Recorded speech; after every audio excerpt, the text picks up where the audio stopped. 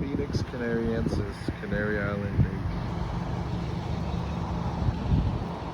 It's got those large fronds. These things extend feet out. And it's got these, is this the spikes on them? Yeah, it's the spikes on them. It extends out there. Poke an eyeball out.